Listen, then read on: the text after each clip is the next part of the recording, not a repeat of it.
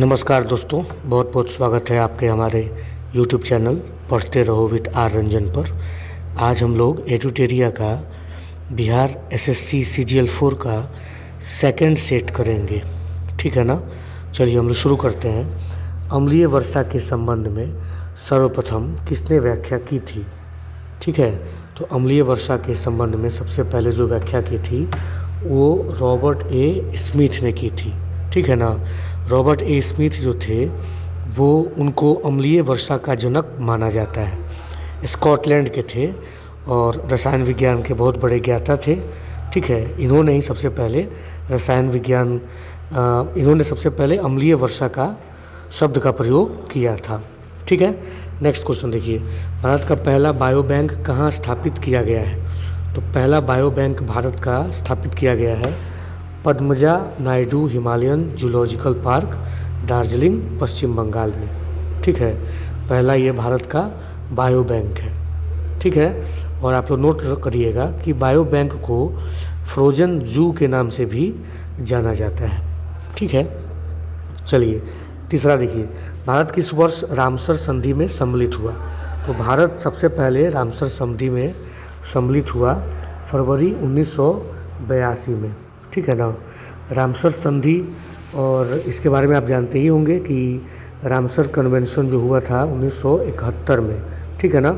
और यूनेस्को के द्वारा यह एक अंतर्राष्ट्रीय पर्यावरण संधि है जो आर्द्र भूमि के संरक्षण और सतत उपयोग के लिए एक ढांचा प्रदान करता है, ठीक है। और ईरान का एक शहर है रामसर, जिसके ऊपर इस संधि को रामसर संधि के नाम से हम लोग जानते हैं, ठीक है ना। चलिए चौथा देखिए, कराईवेट्टी पक्षी अभयारण्य किस राज्य में स्थित है। तो कराईवेट्टी पक्षी अभयारण्य जो है वो तमिलनाडु में स्थित है, ठीक है ना। याद रखना है इसको। एसएससी की परीक्षा में ये सब स्टैटिक जीके टाइप का जो प्रश्न है याद ही रखना पड़ेगा, इसको कोई उपाय नहीं है दूसरा, ठीक है ना। चलिए DRDO द्वारा विकसित लक्ष्य क्या है। तो लक्ष्य जो है वो एक चालक रहित विमान है, ठीक है। चालक रहित विमान है और इसको किसने डेवलप किया है। तो DRDO ने डेवलप किया है। DRDO के बारे में आपको जानकारी ले लेनी चाहिए कि DRDO का जो मुख्यालय है वो कहाँ पे है। तो इसका जो मुख्यालय है वो नई दिल्ली में है, इसको आपको दिमाग में रखना है। और वर्तमान में ये DRDO के जो अध्यक्ष हैं वो कौन है। तो समीर V कामत है, ये भी आपको ध्यान रखना है, ठीक है। और इसका गठन कब हुआ था। तो 1958 में हुआ था, ये भी आपको याद रखना है। एक प्रश्न पढ़िए तो उससे कम से कम 2-4 जितना भी कुछ हो सकता है जानकारी इकट्ठा करते रहिए, ताकि आपके लिए वो बहुत उपयोगी होगा। चलिए छठा प्रश्न देखिए, अटला तड्डी किस भारतीय राज्य का व्यापक रूप से मनाया जाने वाला त्यौहार है।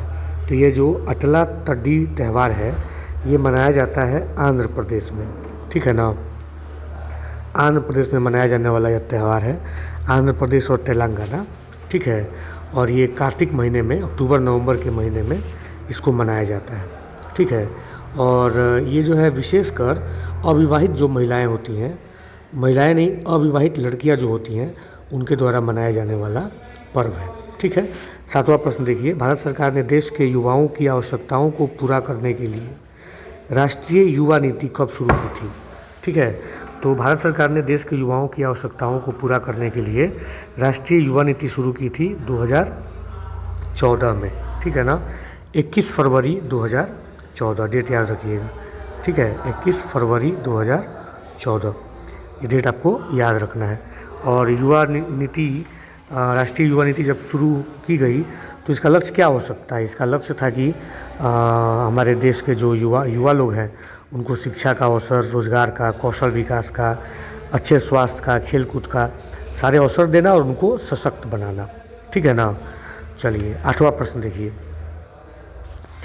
लचीला मुद्रास्फीति लक्ष्यीकरण फ्रेमवर्क FITF भारत में डैश में भारतीय रिजर्व बैंक अधिनियम 1934 में हुए संशोधन के बाद लागू किया गया था, ठीक है।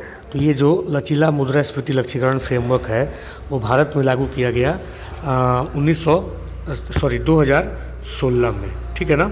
2016 में, ये याद रखिएगा। ठीक है। और ये कब लागू किया गया था? जब भारतीय रिजर्व बैंक अधिनियम 1934 को संशोधित किया गया, ठीक है, तब इसको लागू किया गया। और इसका लक्ष्य क्या है? तो मुद्रास्फीति को नियंत्रण करना और मौद्रिक नीति को पारदर्शी बनाना। ठीक है। चलिए, भारत में निम्नलिखित में कौन दूरसंचार क्षेत्र के लिए नियामक निकाय है? तो दूरसंचार क्षेत्र के लिए नियामक निकाय जो है वो ट्राई है। कौन है? ट्राई है। ठीक है। और इसका फुल फॉर्म क्या होता है? Telecom regulatory authority of India. Hindi में इसका होता है कि भारतीय दूरसंचार विनियामक प्राधिकरण। ठीक है। और ये इसकी शुरुआत कब हुई थी? तो 20 फरवरी 1997, याद रखिएगा, 20 फरवरी 1900 इसकी शुरुआत हुई थी 20 फरवरी 1997। ठीक है। चलिए, 10वां प्रश्न देखिए। निम्नलिखित में से किस साहित्यकार को हिंदी भाषा के लिए ज्ञानपीठ पुरस्कार से सम्मानित किया गया था? ठीक है, हिंदी भाषा पूछ रहा है।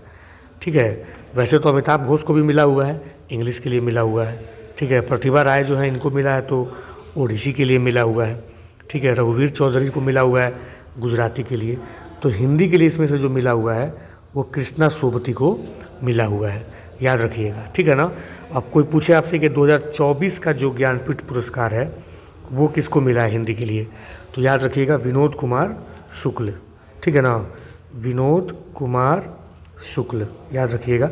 मैं यहाँ शॉर्ट में लिख रहा हूँ, आप याद रखिएगा, विनोद कुमार शुक्ल। निम्नलिखित में कौन एक सरोद वादक नहीं है? ठीक है, तो सरोद वादक इसमें से नहीं है, पूछा जा रहा है। ठीक है। तो अली अकबर खान, अल्लार खान, अलाउद्दीन खान, अमजद अली खान। ठीक है। तो इसमें से अल्लारखा खान जो है ये सरोद वादक नहीं है। ये कौन है? ये तबला वादक थे, बहुत प्रसिद्ध। ठीक है। चलिए, सेंटियागो राजधानी है कहाँ की? तो सेंटियागो जो राजधानी है वो चिली की राजधानी है। ठीक है, याद रखिएगा। फिजी की राजधानी कहाँ है? इसकी राजधानी है सुवा, याद रखिएगा, सुवा, सुवा। ठीक है। इथोपिया की राजधानी कहाँ है? अदिस अबाबा, याद रखना है। आर्मेनिया की राजधानी कहाँ है? एरेवान, ये भी याद रखना है, एरेवान। एक प्रश्न के साथ आप 2, 3, 4 ऐसे चीज़ों को नोट करते चलिए, याद करते चलिए। ठीक है। चलिए, अब यहाँ मिलाना है आपको राजवंश और राजधानी। तो शुंग वंश की जो राजधानी थी वो कहाँ थी? पाटलिपुत्र। सातवाहन की राजधानी जो थी वो प्रतिष्ठान। कदम्ब की जो राजधानी थी वो बनवासी। ठीक है। और चंदेल की राजधानी महोबा। ठीक है, याद करना है। अशोक का रुमिनदेई स्तंभ संबंधित है। तो अशोक का जो रुमिनदेई स्तंभ है वो बुद्ध के जन्म से संबंधित है। ठीक है। ये जो आपका रुमिनदेई लघु स्तंभ है, ये अशोक ने अपने राज्याभिषेक के 20 वर्ष के बाद जब लुम्बिनी की यात्रा की थी तो वहाँ पे इसका स्थापित उसने करवाया था। तो ये जो रुमिनदेई स्तंभ है इसका संबंध बुद्ध के जन्म से है। ठीक है। चलिए, 15वां प्रश्न हम लोग देख लेते हैं। निम्नलिखित में से कौन सा एक कथन सही नहीं है? श्रवण बेलगोला स्थित गोमतेश्वर की प्रतिमा जैनियों के अंतिम तीर्थंकर को दर्शाती है। ठीक है ना। आप लोग जानते होंगे कि श्रवण बेलगोला जो है वो कर्नाटक राज्य में स्थित है। ठीक है। और तो ये जो आपका जो ऑप्शन है पहला, यही वाला जो है ना, ये गलत है। तो ये हमारा आंसर सही हो जाएगा। बाकी जो सबसे बड़ा बौद्ध मठ अरुणाचल प्रदेश में है वो ठीक है। खजुराहों के मंदिर चंदेल राजाओं के द्वारा बनवाए गए थे, ये भी ठीक है। होसलेश्वर मंदिर शिव को समर्पित है, ये भी ठीक है। तो 15 का आंसर हो जाएगा ए। ठीक है ना। चलिए, 16वां नंबर प्रश्न देखिए। महात्मा गांधी द्वारा व्यक्तिगत सत्याग्रह आंदोलन के लिए प्रथम सत्याग्रही के रूप में किसे चुना गया था? तो ये सबसे पहले जो सत्याग्रही के रूप में चुना गया था वो विनोबा भावे को चुना गया था। ठीक है। और व्यक्तिगत सत्याग्रह की शुरुआत कब मानी जाती है, कब हुई है? तो 17 अक्टूबर 1940। ठीक है ना, ये आपको ध्यान रखना है। और प्रथम तो ये हो गया विनोबा भावे। दूसरे जो सत्याग्रही थे वो पंडित जवाहरलाल नेहरू थे, और तीसरे जो थे वो ब्रह्मदत्त थे। ठीक है, तो तीनों आपको याद रखना है। चलिए, प्रांतों में द्वैध शासन प्रणाली किस अधिनियम के अंतर्गत लागू की गई थी? तो प्रांतों में द्वैध शासन प्रणाली की शुरुआत की गई थी मोंटेग्यू चेम्सफोर्ड अधिनियम से। ठीक है, तो क्या आंसर हो जाएगा इसमें? 1919। ठीक है, तो ये आपको याद रखना है कि प्रांतों में द्वैध शासन प्रणाली किस अधिनियम के अंतर्गत लागू की गई? तो 1919 ईस्वी में जो मोंटेग्यू चेम्सफोर्ड अधिनियम लगाया गया था। ठीक है, इसको भारत सरकार अधिनियम भी कहा जाता है, तो ये आपको ध्यान रखना है। ठीक, और ये पहली बार ऐसा अधिनियम था जिसमें उत्तरदायी शासन शब्द का प्रयोग किया गया था। इसी अधिनियम के तहत प्रांतों में विषयों को आरक्षित और हस्तांतरित 2 भागों में बांट दिया गया था। चलिए, अगर आगे बढ़ते हैं, 18वां नंबर प्रश्न देखिए। किस सूफी संत की मान्यता थी कि भक्ति संगीत ईश्वर के निकट पहुंचने का एक साधन है? ठीक है, तो ये जो मान्यता थी वो मोइनुद्दीन चिश्ती की थी। ठीक है ना, तो ये आपको ध्यान रखना है। और मोइनुद्दीन चिश्ती जो है ये जो थे वो भारत में चिश्ती सिलसिले के प्रचार का जो श्रेय जाता है वो शेख मोइनुद्दीन चिश्ती को ही प्राप्त है। ठीक है ना, और इनकी मान्यता थी कि भक्ति संगीत ईश्वर के निकट पहुंचने का एक साधन है। असहयोग आंदोलन के दौरान किसने बिहार में किसानों की अगुवाई की? तो किसानों की अगुवाई, जो असहयोग आंदोलन कब शुरू हुआ था पहले ये जान लीजिए। असहयोग आंदोलन 1 अगस्त 1920, ये याद रखना है, 1 अगस्त 1920। ठीक है, और कब शुरू हुआ था ये? बिहार में अगुवाई किसने किया था किसानों की? तो स्वामी विद्यानंद। ठीक है ना, चलिए 20वां प्रश्न देखिए। Mahatma Gandhi and Bihar some reminiscences के लेखक कौन थे? ठीक है, तो इसके लेखक थे डॉक्टर राजेंद्र प्रसाद। ठीक है ना, इसकी रचना की थी डॉक्टर राजेंद्र प्रसाद ने। 21वां नंबर प्रश्न देखिए। निम्न में कौन सी एक सबसे बड़ी संसदीय समिति है? तो सबसे बड़ी जो संसदीय समिति है इसमें वो कौन सी है बताइए? तो ये है हमारी प्राक्कलन समिति। प्राक्कलन समिति जो होता है इसमें मेंबर कितने होते हैं? तो इसमें मेंबर होते हैं 30। कितने मेंबर होते हैं? 30। ठीक है, और सरकारी खर्चों की जांच करती है यह कमेटी, और सुझाव भी देती है खर्च में कटौती करने की और बचत करने की। ठीक है, और एक और बात ध्यान रखिएगा कि 30 के 30 जो सदस्य होते हैं वो लोकसभा के होते हैं।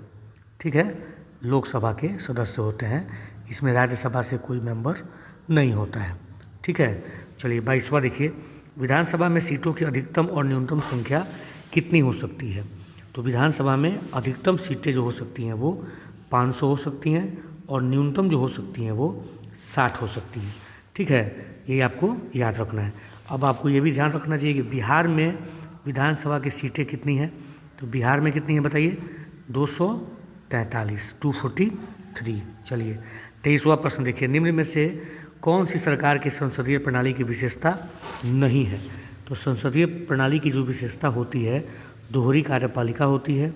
ठीक है, शक्तियों का संतुलन, सामूहिक उत्तरदायित्व, ठीक है, बहुमत दल का शासन, और तो इसमें जो होगा शक्तियों का पृथक्करण, ये आपको संसदीय प्रणाली की विशेषता नहीं है। ठीक, राष्ट्रीय आपातकाल की घोषणा होने के कितने माह के भीतर संसद के दोनों सदनों द्वारा अनुमोदन की आवश्यकता होती है? तो राष्ट्रीय आपातकाल की घोषणा का अनुमोदन संसद के दोनों सदनों के द्वारा 1 माह के भीतर करना आवश्यक है। ठीक है, चलिए दिए गए विकल्पों में किसकी नियुक्ति राष्ट्रपति द्वारा नहीं की जाती है? तो बताइए, राष्ट्रपति के द्वारा नियुक्ति नहीं की जाती है पूछ रहा है। तो संघ वाले प्रदेश के मुख्यमंत्री राष्ट्रपति ही करते हैं, प्रधानमंत्री की नियुक्ति राष्ट्रपति ही करते हैं, महान्यायवादी की नियुक्ति राष्ट्रपति ही करते हैं। इसमें जो कैबिनेट सचिव है इसकी नियुक्ति राष्ट्रपति के द्वारा नहीं की जाती है। तो करेक्ट आंसर जो होगा हमारा वो क्या हो जाएगा? ए नंबर हो जाएगा। 26वां प्रश्न देखिए। वर्तमान में राष्ट्रपति और मंत्रिपरिषद के मध्य संबंधों का संचालन निम्न में से किस संविधान संशोधन अधिनियम द्वारा संचालित होता है? ठीक है, तो राष्ट्रपति और मंत्रिपरिषद के मध्य संबंधों का संचालन अभी जो हो रहा है वो 44वें संविधान संशोधन अधिनियम के अंतर्गत हो रहा है। ठीक है, तो आंसर हो जाएगा ए, अब आपसे कोई पूछे कि 44वां संविधान संशोधन अधिनियम कब लागू हुआ था, तो 1978। ठीक है, चलिए 27वां प्रश्न देखिए, राज्य विधान परिषद के सदस्यों के निर्वाचन में शामिल होते हैं, तो इसमें से बताइए शामिल कौन होते हैं। बहुत आसान सा सवाल है, माध्यमिक शिक्षक शामिल होते हैं। ठीक है, और आपसे ये प्रश्न पूछा जा सकता है कि राज्य में जो विधान परिषद है उसके गठन के लिए कौन सा अनुच्छेद जो है वो वहाँ विधान है, प्रावधान है, तो संविधान के आर्टिकल 169 में राज्य में विधान परिषद के गठन का प्रावधान है। ठीक है ना, विधान परिषद के गठन का जो शक्ति है वो किसके पास है, संसद के पास है। ठीक है, चलिए नेक्स्ट क्वेश्चन देखते हैं हम लोग। 28वां नंबर प्रश्न देखते हैं, भारतीय राष्ट्रपति के चुनाव संबंधित किसी विवाद को किसके समक्ष पेश किया जाता है। ठीक है, तो भारतीय राष्ट्रपति के चुनाव संबंधित किसी भी विवाद को सर्वोच्च न्यायालय के समक्ष प्रस्तुत किया जाता है। ठीक है ना, तो ये ध्यान रखना है आपको, राष्ट्रपति के चुनाव से संबंधित और भी बातों को ध्यान रखिए कि राष्ट्रपति बनने की जो मिनिमम उम्र है वो कितनी है, 35 साल। ठीक है, वर्तमान में राष्ट्रपति कौन है, याद रखिएगा द्रौपदी मुर्मू। पूछेगा कि द्रौपदी मुर्मू का क्रम कौन सा है, तो हमारे देश की 15वां राष्ट्रपति हैं। ठीक है, देश की पहली महिला राष्ट्रपति कौन थी, तो प्रतिभा देवी सिंह पाटिल। चलिए 29वां नंबर प्रश्न देखिए, अरल सागर निम्न में से किन दो देशों के बीच स्थित है। ठीक है, तो अरल सागर जो है कजाकिस्तान और उज्बेकिस्तान के बीच स्थित एक, ठीक है, झील है, तो आंसर हो जाएगा बी नंबर। ठीक है, और ये भी ध्यान रखना है कि वर्तमान में जो है ग्लोबल वार्मिंग की वजह से अरल सागर बहुत तेज़ी से सूखता जा रहा है। ठीक है ना, चलिए 30वां नंबर प्रश्न देखिए, सही सुलेमित कौन नहीं है ये बताना है। ठीक है, तो आपको पता होगा कि ये जो वेल्ड है दक्षिण अफ्रीका सही सुमेलित है, कैंटरबरी फिनलैंड ये गलत है, ये वाला सवाल हमारा गलत है, तो आंसर तुमको यहीं पे मिल गया। बाकी याद कर लीजिए, डाउन्स कहाँ पे है, ऑस्ट्रेलिया में, पुस्ताज कहाँ पे है, हंगरी में। ठीक है ना, और ये जो कैंटरबरी जो है फिनलैंड में नहीं बल्कि न्यूजीलैंड में पाया जाता है, ये भी आपको नोट कर लेना है, न्यूजीलैंड में पाया जाता है। ठीक है, चलिए निम्न में से कौन सी जनजाति ध्रुवीय क्षेत्रों में निवास करती है, तो ध्रुवीय क्षेत्रों में निवास करने वाली जो जनजाति है वो एस्किमो है। ठीक है ना, ठंडे प्रदेश की यह जनजाति है, अलास्का, कनाडा, ग्रीनलैंड के ध्रुवीय क्षेत्र में निवास करती है। ठीक है, और ये जो मसाई है ये पाई जाती है आपको केन्या में और युगांडा में, केन्या और युगांडा ये पाई जाती है कौन, मसाई। ठीक है ना, और ये आपको ध्यान रखना है। चलिए माया जो जनजाति है वो उत्तरी अमेरिका में पाई जाती है, नॉर्थ अमेरिका, ये भी आपको ध्यान रखना है। विश्व का कहवा पतन कहलाता है, तो विश्व का जो कहवा पतन कहलाता है वो सेंटोस कहलाता है। ठीक है, और आप लोग जानते हैं कि ब्राज़ील जो है वो कहवा का सबसे बड़ा उत्पादक राष्ट्र है। ठीक है, ब्राज़ील में कहवा के बागों को फेजेंडा कहते हैं। ठीक है, तो ये आपको ध्यान रखना है। और कहवा पतन कौन कहलाता है, तो सेंटोस। ठीक, माउंट ब्लैक किस पर्वत श्रेणी की सर्वोच्च चोटी है, तो माउंट ब्लैंक जो है वो आल्प्स पर्वत की सबसे सर्वोच्च सबसे ऊंची चोटी है। आल्प्स पर्वत जो है वो मध्य यूरोप की सबसे बड़ी पर्वतमाला है। ठीक है, और ये जो आल्प्स पर्वत की जो सबसे बड़ी जो चोटी माउंट ब्लैंक है ये कहाँ पे है, तो ये फ्रांस में पाई जाती है। ठीक है, ये कहाँ पे है, फ्रांस में है, ये भी ध्यान रखना है। ठीक, चलिए हाल ही में किसने हिमाचल प्रदेश में वॉइस ऑफ किन्नौर सामुदायिक रेडियो को लॉन्च किया है, तो ये लॉन्च किया है हमारे भारतीय सेना ने लॉन्च किया है। ठीक है, अप्रैल 2025 में भारतीय सेना ने हिमाचल प्रदेश के किन्नौर जिले में वॉइस ऑफ किन्नौर सामुदायिक रेडियो स्टेशन लॉन्च किया। ठीक है, बिम्स्टेक शिखर सम्मेलन 2025 का आयोजन कहाँ किया गया है, तो बिम्स्टेक शिखर सम्मेलन का आयोजन 2025 वाला किया गया है थाईलैंड में। ठीक है, कब किया गया, अप्रैल 2025 में। ठीक है, और ये भी ध्यान रखना है आपको, 2026 में जो बिम्स्टेक शिखर सम्मेलन की अध्यक्षता है वो बांग्लादेश को दी जाएगी। बिम्स्टेक में सदस्यों की संख्या कितनी है, तो 7 सदस्य हैं इसमें, ठीक है, 7 मेंबर्स। उसके बाद देखिए, हाल ही में बिहार के मुख्यमंत्री श्री नीतीश कुमार ने बिहार राज्य सफाई कर्मचारी आयोग के गठन की मंजूरी दी है। इस आयोग में अध्यक्ष सहित कुल कितने सदस्य होंगे, तो इस आयोग में कुल जो सदस्य होंगे वो 7 होंगे, ठीक है। बिहार के मुख्यमंत्री नीतीश कुमार ने अभी कुछ दिनों पहले बिहार में राज्य सफाई कर्मचारी आयोग के गठन को मंजूरी दी है, ठीक है। इसका उद्देश्य है कि ऐसे आयोग के माध्यम से जो कर्मचारी होंगे उनके हितों की, उनके अधिकारों की रक्षा की जाए। चलिए नेक्स्ट देखते हैं, हेनले पासपोर्ट इंडेक्स जुलाई 2025 में भारत का स्थान क्या है। तो हेनले पासपोर्ट इंडेक्स 2025 में भारत का जो स्थान है वो 77वां है, मतलब 77th है, ठीक है। और ये आपको ध्यान रखना है। चलिए, हाल ही में किस देश ने यूनेस्को से पुनः बाहर निकलने का फैसला किया है, तो पुनः बाहर निकलने का जो फैसला किया वो अमेरिका ने किया है। ट्रंप महोदय अलग अलग प्रकार के निर्णय लेते रहते हैं, तो उन्होंने निर्णय लिया है कि हम लोग यूनेस्को से बाहर हो जाएंगे। चलिए 38 हो गया। 39वां क्वेश्चन देखिए, हाल ही में किस भाषा की लेखिका बानू मुश्ताक ने प्रतिष्ठित अंतर्राष्ट्रीय बुकर पुरस्कार जीता है। तो ये कन्नड़ भाषा की राइटर हैं और वकील हैं, और इन्होंने जो है अपने लघु कथा हार्ट लैम्प के लिए, ये भी याद रखना है, हार्ट लैम्प, ये भी याद रखना है, हार्ट लैम्प के लिए इन्होंने जीता है, ठीक है ना। चलिए 40वां प्रश्न देखिए, हाल ही के दिनों में डॉक्टर M.R. श्रीनिवासन का निधन हो गया, इनका संबंध किस क्षेत्र से था।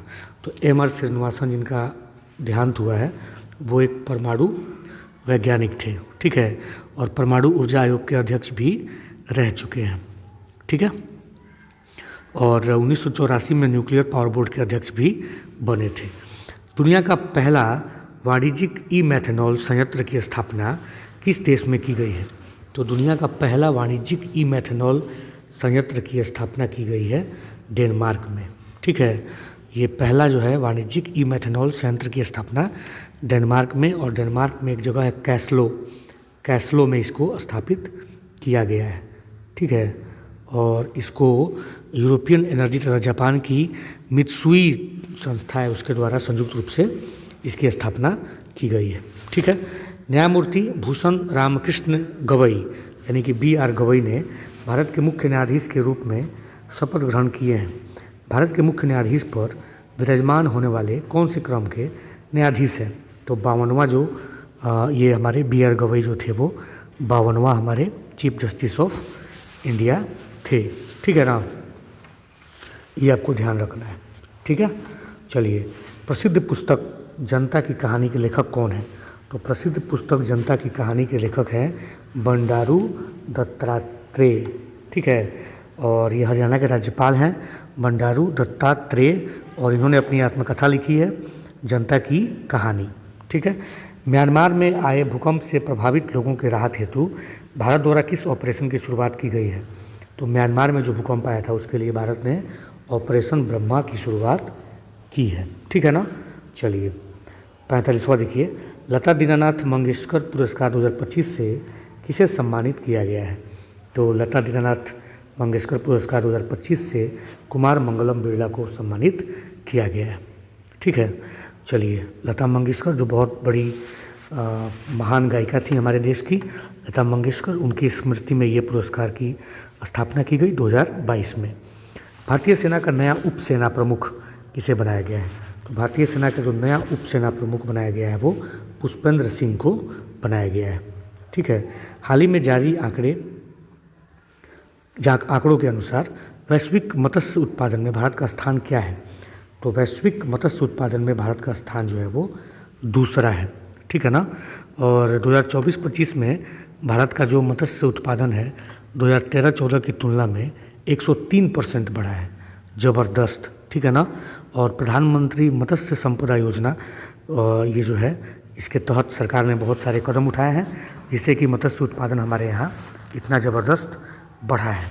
हाल ही में झारखंड के पूर्व मुख्यमंत्री श्री शिबू सोरेन का निधन हो गया। इन्होंने कितनी बार झारखंड के मुख्यमंत्री के रूप में शपथ लिया है। तो शिबू सोरेन जिनका देहांत हुआ है वो 3 बार झारखंड के मुख्यमंत्री के रूप में शपथ उन्होंने लिया है और इनकी ही द्वारा बनाई गई पार्टी थी झामुमो, ठीक है ना, ये याद रखना है। चलिए उसके बाद देखिए और 49वां क्वेश्चन देखते हैं। कांच के प्रिज्म से होकर गुजरने पर श्वेत प्रकाश के किस रंग के घटक का विचलन अधिकतम होता है? तो जब सफ़ेद प्रकाश गुजरता है किसी भी प्रिज्म से तो अपने 7 घटकों में विभाजित हो जाता है। तो सबसे ज़्यादा जो विचलन होता है वो बैगनी का होता है, ठीक है। और क्योंकि इसका तरंग दैर्ध्य जो है सबसे कम होता है तो इसका विचलन सबसे अधिक होता है। और लाल रंग का जो तरंग दैर्ध्य है वो सबसे अधिक है तो उसका विचलन सबसे कम होता है। चलिए भौतिकी की कौन सी शाखा विराम अवस्था में द्रवों के गुणों से संबंधित है? तो भौतिकी की वो शाखा जो विराम अवस्था में द्रवों के गुणों से संबंधित है वो हाइड्रोस्टैटिक, ठीक है। हाइड्रोस्टैटिक भौतिकी की वो शाखा है जो विराम अवस्था में द्रवों के गुणों से संबंधित है, ठीक है। चलिए 91वां हम लोग देखते हैं प्रश्न। चलिए 91वां प्रश्न देखते हैं। निम्नलिखित में से कौन सा कथन सत्य है?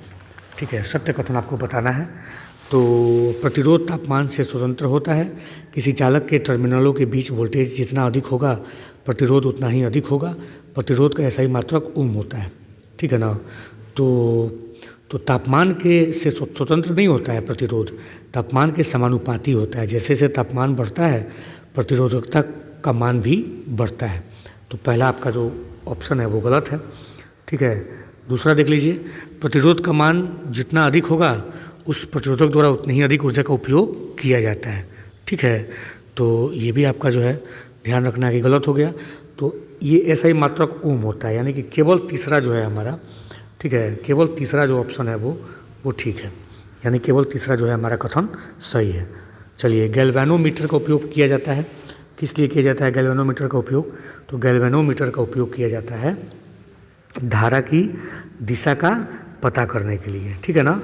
धारा की दिशा का पता करने के लिए इसका प्रयोग हम लोग करते हैं, ठीक है। देखिए मैंने गलत टिक कर दिया, धारा की दिशा डी नंबर में मैंने ध्वनि की दिशा वाला आंसर टिक कर दिया था। तो धारा की दिशा में का पता करने के लिए, ठीक है।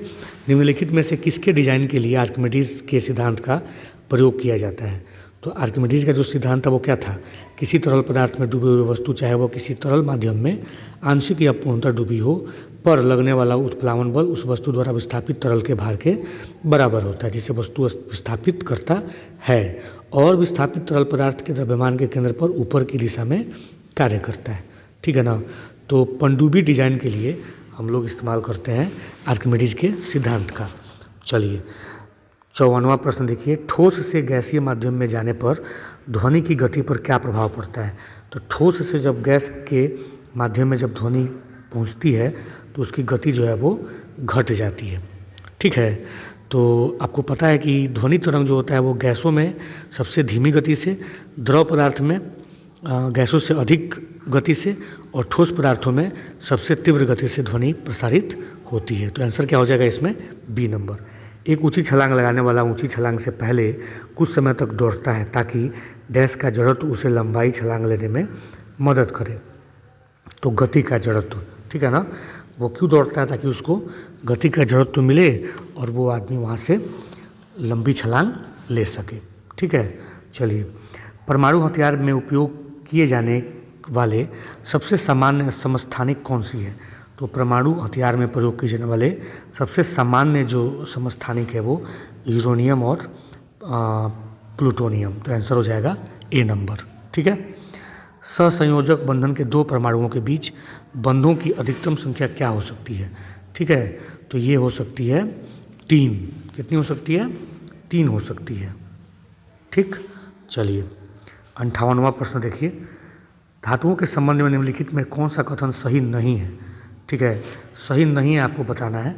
ऑप्शन आप लोग पढ़ लीजिएगा, मैं आपको फटाफट आंसर बता देता हूँ कि ए नंबर जो विकल्प है वो हमारा सही नहीं है, बाकी तीनों जो है वो सही है। तो हमको तो चुनना है कि सही नहीं है, वही वाला आंसर आपको बताना है। तो ए नंबर हमारा आंसर हो जाएगा क्योंकि ये कथन सही नहीं है, बाकी तीनों कथन हमारा सही है, ठीक है। चलिए 59वां नंबर प्रश्न पे देखिए, जब किसी अम्ल की किसी क्षारक के साथ अभिक्रिया करके लवण और जल बनाया जाता है तो इस रासायनिक अभिक्रिया को क्या नाम दिया जाता है? ठीक है, तो ये नाम दिया जाता है क्या? आसान सा प्रश्न है। अम्ल का जब किसी क्षारक के साथ हम लोग रिएक्शन कराएंगे तो जो जो आपका लवण बनेगा और जो जल बनेगा तो इसको हम लोग बोलते हैं उदासीकरण। ठीक है, उदासीकरण अभिक्रिया। जैसे मान ली HCl plus NaOH, HCl plus NaOH। ठीक है, तो क्या बन जाएगा ये NaCl प्लस H2O। ये लवण हो गया, ये आपका जल हो गया। ठीक है, ये आपका अम्ल हो गया, ये आपका क्षार हो गया। तो ये दोनों हम लोग न्यूट्रलाइज कर रहे हैं इसको। ठीक है, तो ये उदासीनीकरण अभिक्रिया कहलाती है। चलिए 60वां नंबर प्रश्न देखिए, निम्नलिखित में से कौन सा कथन असत्य है? ठीक है, असत्य कौन सा कथन है ये आपको देखना है। तो आप लोग ऑप्शन को पढ़ लीजिए ठीक से, मैं आपको आंसर बता देता हूँ कि असत्य कौन सा असत्य है। तो ये बी नंबर जो है ना ये असत्य है, बाकी ए और सी नंबर क्वेश्चन हमारा कथन जो है हमारा राइट है। तो हमको तो चुनना है कि असत्य कौन है। धातुओं के ऑक्साइड अम्लीय प्रकृति के होते हैं और धातुओं के ऑक्साइड क्षारीय प्रकृति के होते हैं। तो ये जो है हमारा कथन जो है वो गलत है। ठीक है, तो चलिए आगे बढ़ते हैं। 61वां नंबर प्रश्न देखिए, ऑक्जेलिक अम्ल का प्राकृतिक स्रोत क्या है? ऑक्जेलिक अम्ल का प्राकृतिक स्रोत जो है वो टमाटर है। ठीक है, नींबू में क्या मिलता है? साइट्रिक अम्ल। इमली में क्या मिलता है बताइए? इमली में टार्टरिक अम्ल। सेब में क्या मिलता है बताइए फटाफट? मैलिक अम्ल। ठीक है ना, याद रखना है। चलिए, निम्नलिखित में से कौन सा तत्व एक कार्बन परमाणु के साथ दोहरा बंध और एकल बंध दोनों बना सकता है? तो दोनों बनाने वाला जो काम कर सकता है वो कौन कर सकता है? ऑक्सीजन कर सकता है। ठीक है, इसमें 6 संयोजी इलेक्ट्रॉन होते हैं।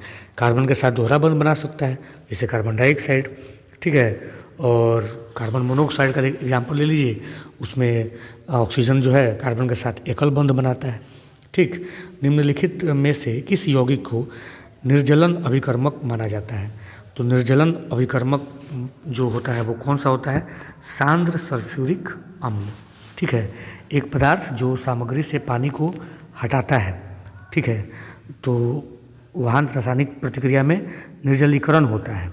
ठीक है, तो प्रतिक्रियाशील जो अणु होता है वो पानी का एक अणु त्याग देता है। तो इसमें हमारा आंसर हो जाएगा सांद्र सल्फ्यूरिक अम्ल। 64वां प्रश्न देखिए, निम्नलिखित में कौन सा बालू का मुख्य संरचनात्मक पदार्थ है? तो बालू का जो मुख्य संरचनात्मक पदार्थ है वो केराटिन है। एपिडर्मिस में पाया जाता है, प्रोटीन है एक प्रकार का। ठीक है, निम्नलिखित में कौन सा पौधों में संग्रहित कार्बोहाइड्रेट है? तो पौधों में जो कार्बोहाइड्रेट संग्रहित होता है वो स्टार्च के रूप में संग्रहित होता है। ठीक है ना, चलिए, बहुत जटिल कार्बोहाइड्रेट होता है और पौधों के द्वारा ऊर्जा को संग्रहित करने के लिए इसको बनाया जाता है, ये आपको ध्यान रखना है। ठीक है, चलिए 66वां प्रश्न देखते हैं। प्रकाश संश्लेषण की प्रक्रिया के दौरान निम्नलिखित में से किसका उत्पादन अपशिष्ट उत्पाद के रूप में होता है? तो अपशिष्ट के रूप में जो उत्पाद होता है वो किसका होता है? ऑक्सीजन का होता है।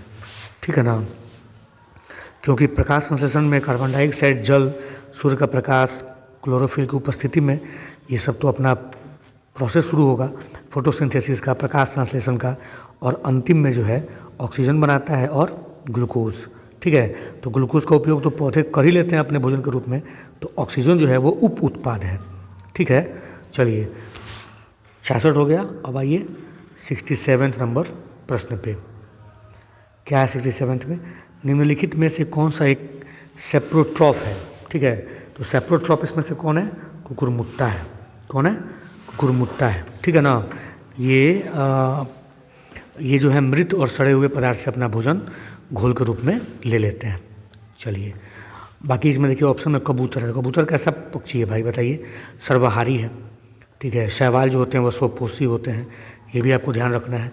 गाजर में विटामिन ए की प्रचुर मात्रा होती है। गाजर खाने से बच्चों को क्या लाभ मिलता है? तो गाजर में जो है विटामिन ए होती है, और जब विटामिन ए है तो आपको पता होगा कि नेत्र दृष्टि को मजबूत करने में मदद करेगा। ठीक है, चलिए नेक्स्ट, निम्नलिखित में कौन सा रोग त्वचा रंजकता के विकास को प्रभावित करता है? तो त्वचा रंजकता के विकास को जो प्रभावित करता है वो कौन है, सिकल सेल एनीमिया। ठीक है, सिकल सेल एनीमिया जो है इसको विटिलिगो कहते हैं। तो एक हिस्से का, त्वचा के एक हिस्से का रंग ही खत्म हो जाता है। ठीक है ना, बहुत अजीब बीमारी है। किसी व्यक्ति का लिंग निर्धारण निम्नलिखित में से किसके द्वारा होता है? तो व्यक्ति का जो लिंग निर्धारण है वो शुक्राणु में जो गुणसूत्र मौजूद होगा उसके द्वारा किया जाएगा। ठीक है ना, चलिए नेक्स्ट देखते हैं 71वां जो प्रश्न है, निम्नलिखित में से कौन प्रजनन करने के लिए बीजाणुओं का उपयोग करता है? तो बीजाणुओं का उपयोग करता है पर्णांग। ठीक है, बीजाणुओं का प्रयोग कौन करता है? पर्णांग करता है। ठीक है, चलिए स्लाइडेन और स्वान द्वारा प्रस्तुत कोशिका सिद्धांत निम्नलिखित में से किस जीव पर लागू नहीं होता है? तो ये जो लागू नहीं होता है वो किस पे नहीं होता है? वायरस पे लागू नहीं होता है। स्लाइडेन और स्वान द्वारा जो कोशिका सिद्धांत हुआ वो सभी जीवित चीज़ें, उनके अनुसार सभी जीवित चीज़ें जो थी वो कोशिकाओं से बनी होती थी, लेकिन वायरस पर यह लागू नहीं होता है। ठीक है, चलिए 73वां देखिए, निम्नलिखित में से कौन सा सबसे कम विषाक्त नाइट्रोजन युक्त अपशिष्ट है? तो सबसे विषाक्त जो नाइट्रोजन युक्त अपशिष्ट है वो यूरिक अम्ल है। ठीक है ना, और चलिए ये लीवर में ही इसका फॉर्मेशन होता है। स्वतंत्रता के पश्चात निम्नलिखित में से किनकी अध्यक्षता में आर्थिक नियोजन समिति गठित हुई थी? तो आर्थिक नियोजन समिति गठित हुई थी 1947 में पंडित जवाहरलाल नेहरू के अध्यक्षता में। ठीक है ना, और पंचवर्षीय योजना आप लोग सुनते होंगे, उसकी शुरुआत हुई थी 1 अप्रैल 1951। ठीक है, फिर 15 अगस्त 2014 को योजना आयोग को समाप्त कर दिया गया और उसके जगह पे भारत सरकार ने नीति आयोग का गठन किया है। तो यह हमारा आंसर हो जाएगा कि किनकी अध्यक्षता में आर्थिक नियोजन समिति गठित हुई थी? तो पंडित जवाहरलाल नेहरू के अध्यक्षता में, और इसी समिति की सिफारिश पर 15 मार्च 1950 को योजना आयोग का गठन हुआ था। और फिर 15 अगस्त 2014 को योजना आयोग को समाप्त कर दिया गया और उसके जगह पे 1 जनवरी 2015 को भारत सरकार ने नीति आयोग का गठन कर दिया। 75वां प्रश्न देखिए, नई शिक्षा नीति 2020 को भारत सरकार द्वारा कब घोषित किया गया? तो ये घोषित किया गया 29 जुलाई 2020 को। ठीक है, और ये भी ध्यान आपको रखना है कि इसके जो 1986 का जो हमारा शिक्षा नीति था तो उसके बाद ये वाला आपको 2020 में शिक्षा नीति आया है। ठीक है, और इसके जो कमेटी के जो मेन अध्यक्ष थे वो के कस्तूरी रंगन, आपको याद होगा। ठीक है, तो ये रहा दोस्तों आपको सेट नंबर 2, 75 तक मैंने करा दिया है, और बाकी मैथ रीजनिंग आप लोग कहेंगे तो मैं वो भी उपलब्ध करा दूंगा। इसको आप देखते रहिए, एक प्रश्न के साथ साथ उसके ऑप्शंस पे भी आपका ध्यान होना चाहिए ताकि आप लोग उसको तैयार करते रहें। ऐसे तैयार करते करते धीरे धीरे आपका पूरा जीके जीएस जो है वो स्ट्रॉन्ग हो जाएगा। आप लोग बस मन लगा के पढ़ते रहिए। ये वीडियो आपको पसंद आया हो तो ज़रूर लाइक करें, सब्सक्राइब करें, बाकी दोस्तों तक भी इसको आप लोग शेयर कर दीजिए। ठीक है, थैंक यू सो मच।